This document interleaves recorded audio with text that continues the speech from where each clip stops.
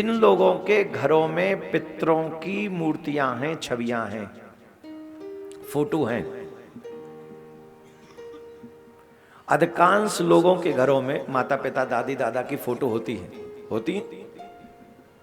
और जगह जगह लटका के रखे हुए हैं उन्होंने। और कई लोग तो मंदिर में ही रखते हैं।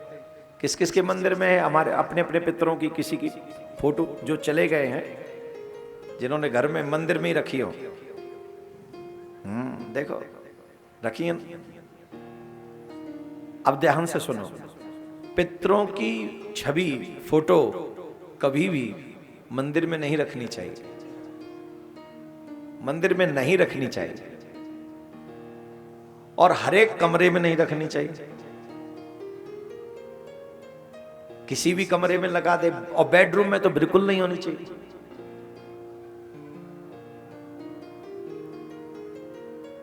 बेडरूम में कभी भी पितरों की फोटो नहीं होनी चाहिए, और भगवान की भी नहीं होनी चाहिए बेडरूम में।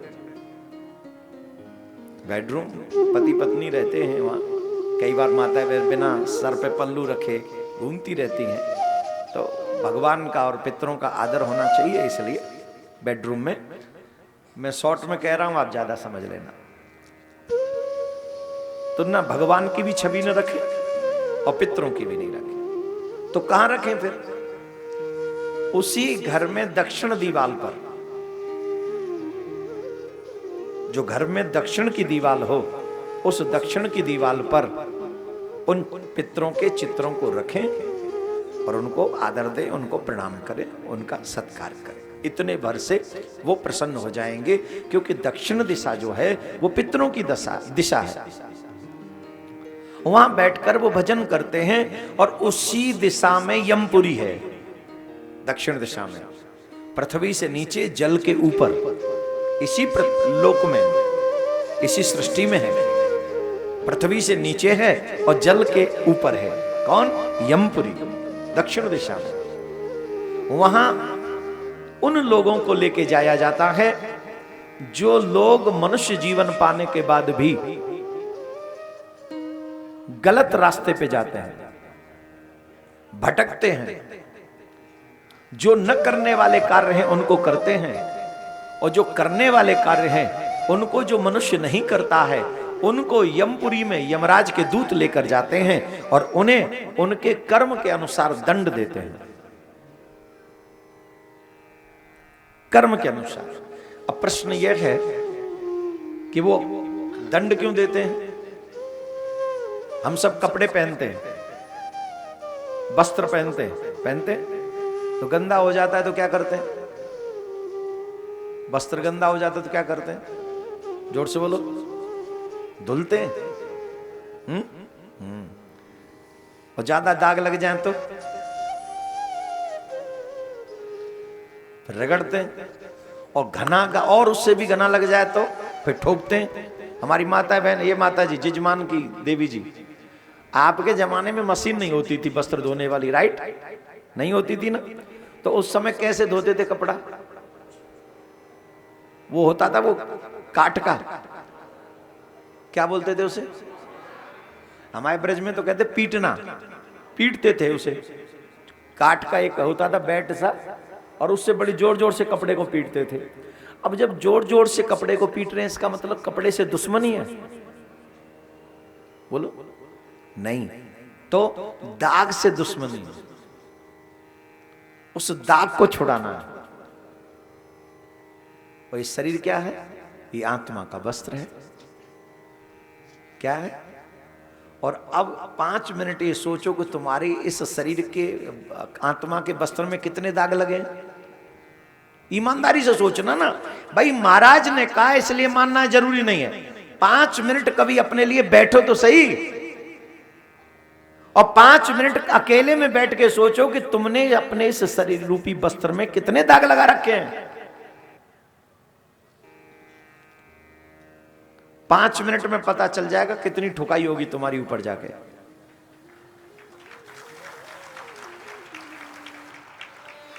सिर्फ 5 मिनट लगेंगे, और तब तक नहीं डरोगे जब तक ये सोचोगे नहीं कि तुमने कितने पाप किए, कितने दाग लगाए। तब तक तुम बचोगे नहीं इन कामों से, भागोगे नहीं। हमेशा बुरे को ही अच्छा समझोगे, क्योंकि मन तो यही चाहता है। मन तो बुराई में लगना चाहता, मन अच्छाई में लगना ही नहीं चाहता।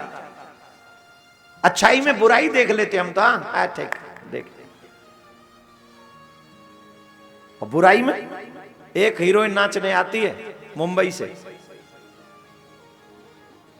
10-5 ठुमका लगाती है और 10-5 करोड़ ले जाती है, और तमाम जवानों की जिंदगी बर्बाद करके निकल जाती है एक हीरोइन। ये है मन। और मन यहां से गया इंदौर देखने उसे, अरे वो आ रही है 31 वाले दिन, हम चलेंगे। कहा करेगा तमाकू खान, कहा करेगा वहां जाके? बोले नहीं बड़ी आ रही है। फिर जाएगा वहां, फिर नोट उड़ाएगा वहां, फिर फोटो लेने की कोशिश करेगा, फिर उसके बाउंसर 5 थप्पड़ मारेंगे गाल पे, फिर भी कहेगा कुछ भी हो, सेल्फी तो ले ही आए ना, ले सेल्फी। ये दुर्दशा करवाई किसने? मन ने। बुराई की तरफ भागा तब। तो कभी अकेले में बैठकर 5 मिनट सोचो कि तुम्हारा हाल क्या होगा। कितने दाग हैं, और जितने गहरे दाग होंगे उतनी पिटाई होगी, ये याद रखना। अच्छा बताओ, दाग हैं कि नहीं है?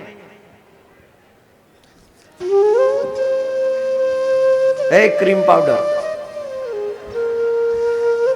बताओ बताओ, फेस पे पाउडर लगाने से क्या दाग मिट जाएंगे? और आजकल तो क्रीम भी ऐसी लगा लो, आ गई है क्रीम ऐसी कि काले को गोरा बना देती, एकदम कलर चेंज कर लेती है। पढ़ा गजब की क्रीम है। शादी से पहले देखने जाओ तो कुछ और कलर होता है, शादी में देखो तो कुछ और होता है, और शादी के बाद जब घर में आ जाए और फिर जब मुंह दिख जाए तब पता चलता है कि यही रियल है।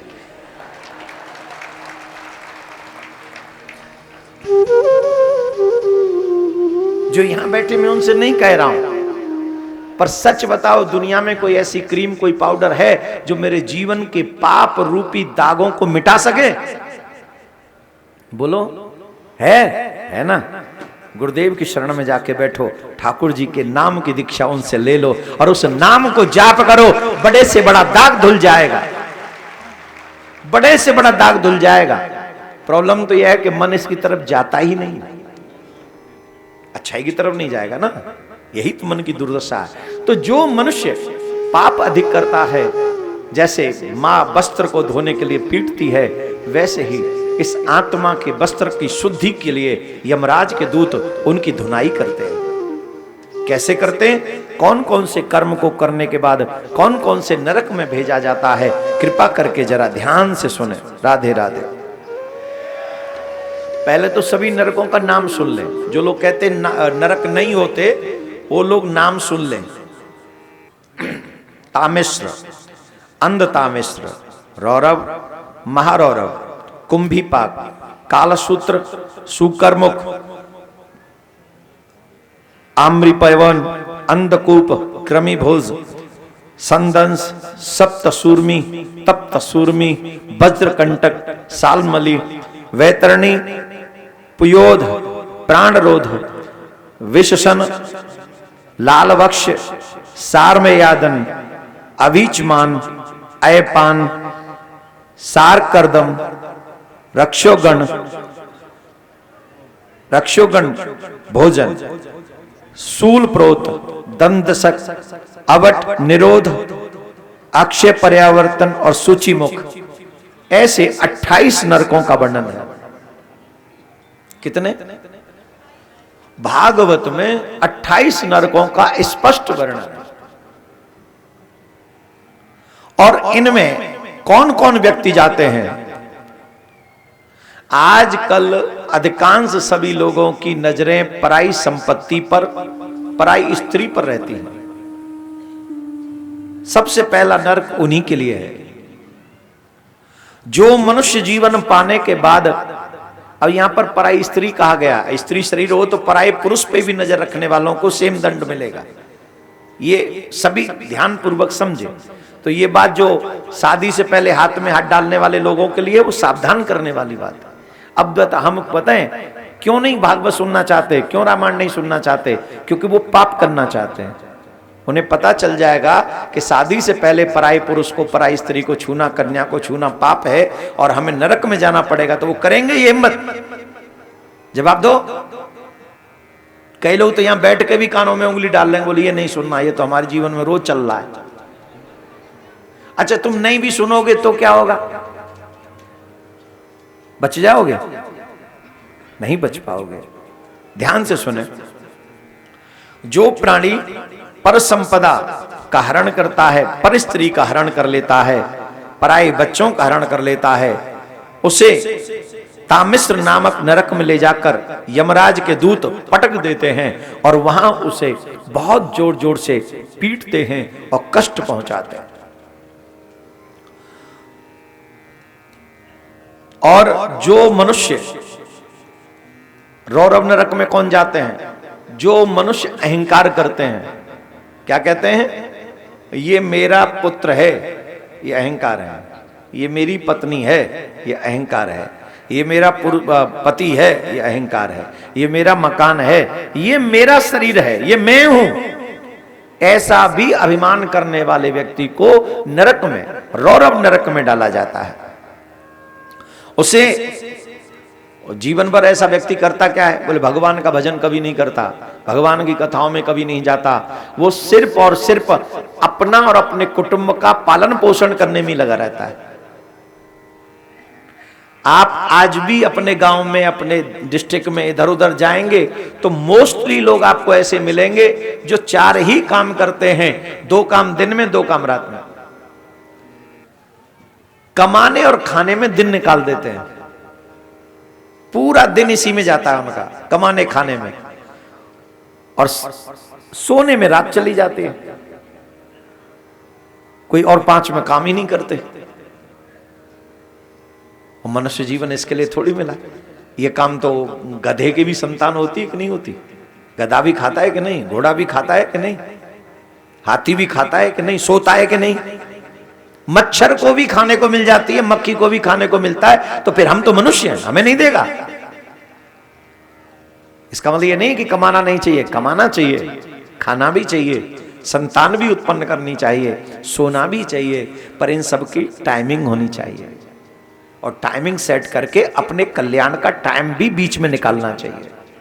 सबसे ज्यादा जरूरी है मेरा कल्याण कैसे होगा, क्योंकि मनुष्य योनि में ही तुम पे चांस है कल्याण कराने का, और किसी योनि में नहीं है कल्याण कराने का चांस तुम पे।